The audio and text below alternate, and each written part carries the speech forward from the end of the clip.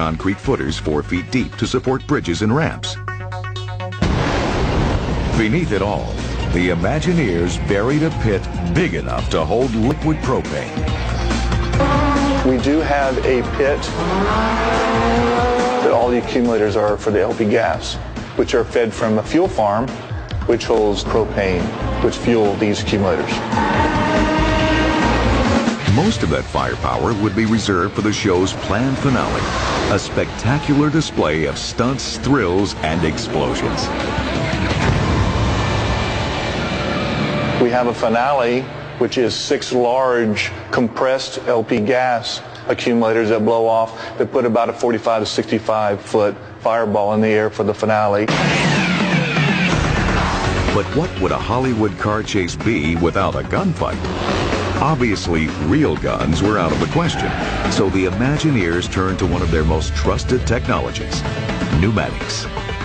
We also have what we call bullet hits, which are pneumatic, which are compressed air in the set piece, so that when the villain shoots at the hero, you see water shooting up out of the ground, which is basically compressed air with a water socket full.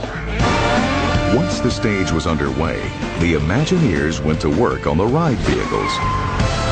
Although in this case, the vehicles wouldn't be ridden in by visitors, they'd be driven by stuntmen. Because of all the jumping and spinning they would have to do, the cars needed to be lightweight.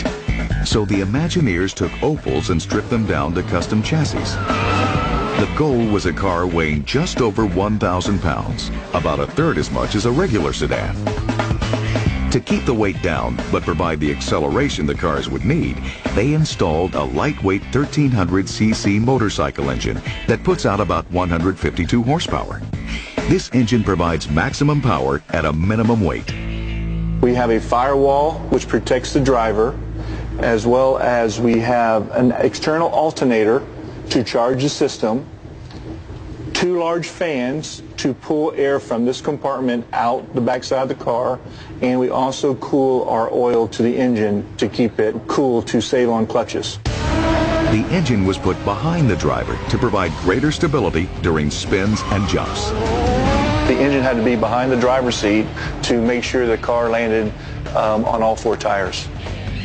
For safety, the gas tank was reduced to the smallest possible size, just big enough to hold a show's worth of gas. These cars were not built for comfort. The interior is stripped down much like a race car. You have a stock car seat, stock car steering wheels, control dash. There's none of the normal stuff you would have in a car like air condition or radio or any of that stuff that adds weight. It's just the mechanics that are needed to drive the car. The Imagineers also designed in some stuff that you wouldn't find in a race car, like pyrotechnics and specially designed controls and switches. We have pyro loaded onto the car for the show to give bullet hits, as well as a effect of a cannon shooting off. You have a speed limiter switch, which gives you 2 different speeds in the car for each jump that this car might take. The transmission was also specially designed and is definitely unlike anything you find in any kind of car, family sedan, or Indy racer. These cars can go up to 60 miles per hour in reverse. The shifters in this car are bump shifts. So we got 4 gears going forward and then 4 gears going in reverse, and you just bump the shifter to shift the gears.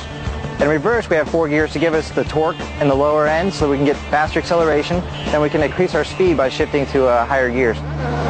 The Imagineers also put a specially designed hydraulic brake in the cars, called an e-brake. It's all hydraulic. It doesn't lock when you pull it up. So you can spin the car around and release it quick enough to go straight again. In fact, the e-brake makes it possible to spin the car around and around a full 540 degrees. I think the height of the show for the stunt drivers is doing the 540. When you get up into 2nd and 3rd gear and you're doing a high speed and you can spin the car around and then put it into reverse and backwards, just back up the car the same speed, it's pretty intense. You feel the force in the seat. Even the tires were designed to meet the specific requirements of the show. They're overinflated to 80 pounds of pressure for better spinning and sliding, and so they can travel on two wheels without blowing out the sidewalls. It makes for good stunts, but the tires don't last long. The tires on these cars will burn off like every 15 minutes on a regular surface. Here on the stage, we'll have to change them every 2 shows, so they wear down really, really quick. The stuntmen's costumes were just as carefully designed as the cars and the set. To make up for the lack of air conditioning in the fierce Florida heat, the drivers wear water-cooled vests. This is that cool suit that we wear underneath our fire suit. It's got little hoses that run all through it. They connect to these 2 hoses, which plug into our water system, and through these hoses circulates cold water from the cooler. And it's a pretty wild feeling when you first turn it on. It's pretty weird, but it's awesome, and it lasts for about 30 minutes and keeps your core temperature cold when you're driving in these cars, because it does get really, really hot. During each show, one stuntman was going to get particularly hot. The Burning Man, who catches on fire when his motorcycle skids through a wall of flames. The equipment that the guy wears can burn forever, pretty much. It's awesome. First come 4 layers of body armor and Nomex, a fire-retardant thermal barrier. And then on top of that Nomex, he'll put on a racing suit like this, a 3-layer racing suit that's soaked in cool gel. And the cool gel acts as a really major thermal barrier. Then on top of this, he'll wear a burn suit, which is made of a special kind of denim that's stitched with Nomex. And then that's what we'll put the fuel on and eventually light him up. The show officially opened on May 5th, 2005. From the stands, it looks like everybody's about to wreck, but they're actually putting their cars right in their exact mark. It's pretty spectacular to see.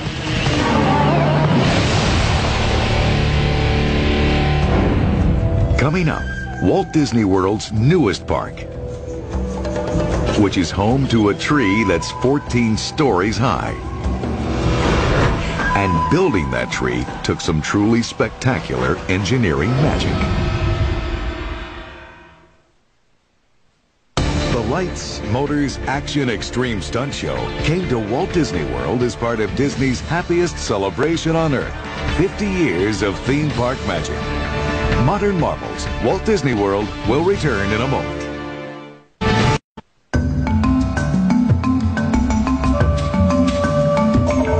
Disney's Animal Kingdom, Walt Disney World's 4th and largest theme park, opened in April 1998. Covering more than 500 acres, this mammoth theme park is almost the size of Epcot, the Magic Kingdom, and Disney Studios combined. This final park would have amazed even Walt himself. Here, audio animatronic dinosaurs face cataclysmic extinction hundreds of times a day.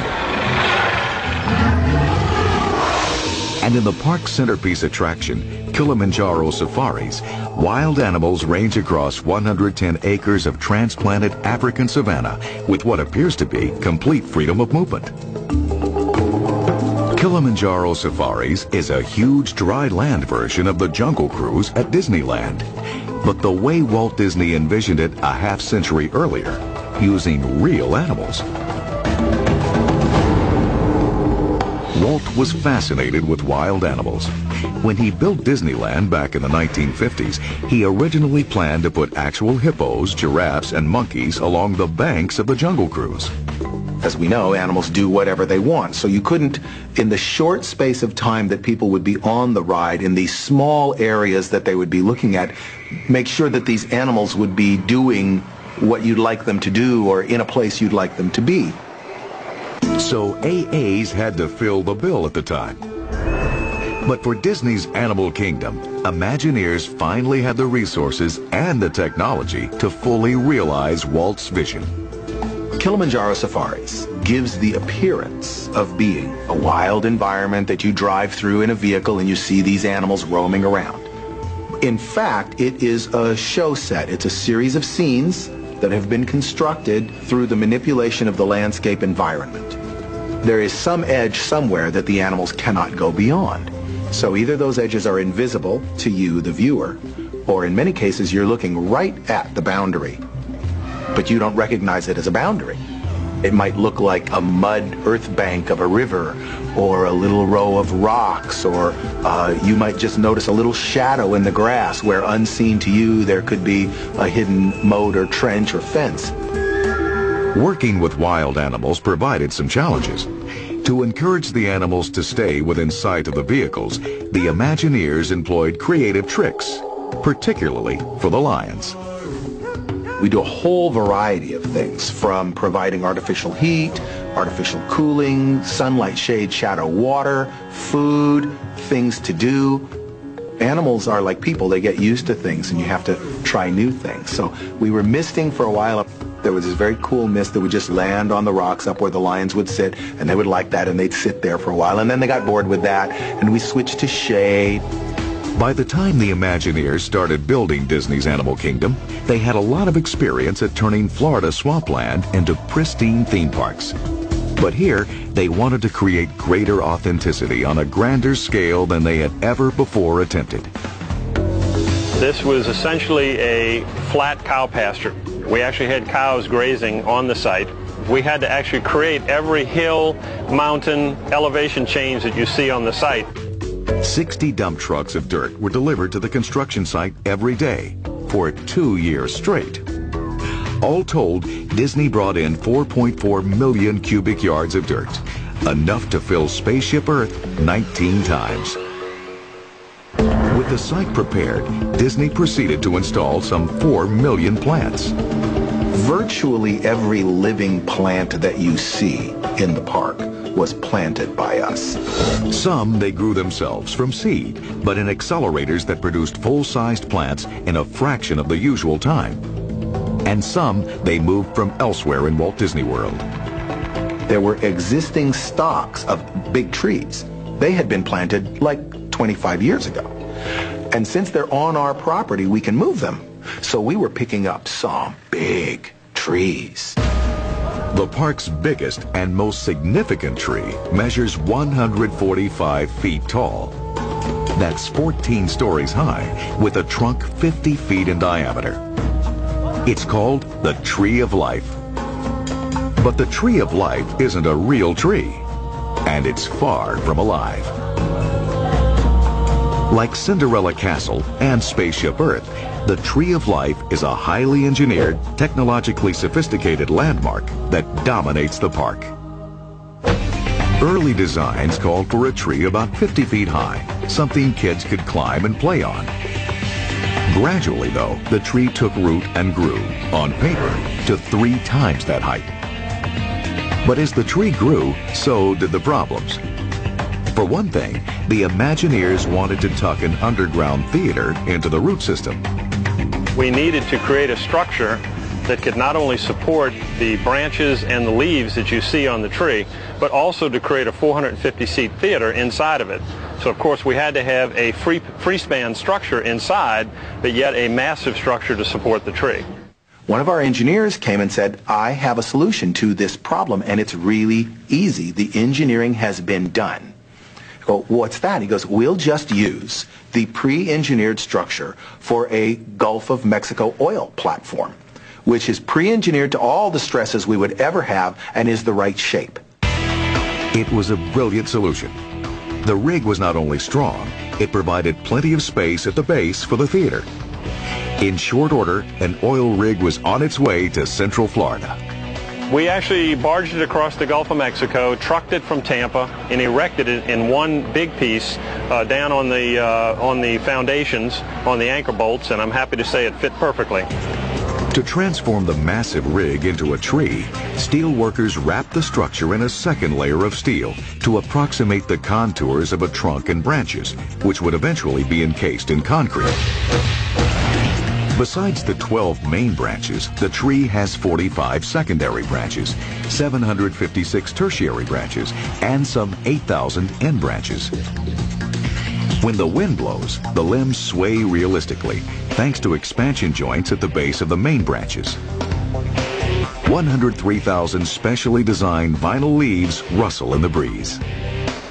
our R&D team developed working with various manufacturers to withstand ultraviolet light and wind, and as you can see, 6 years later, the tree still looks like it did the day we built it. The tree was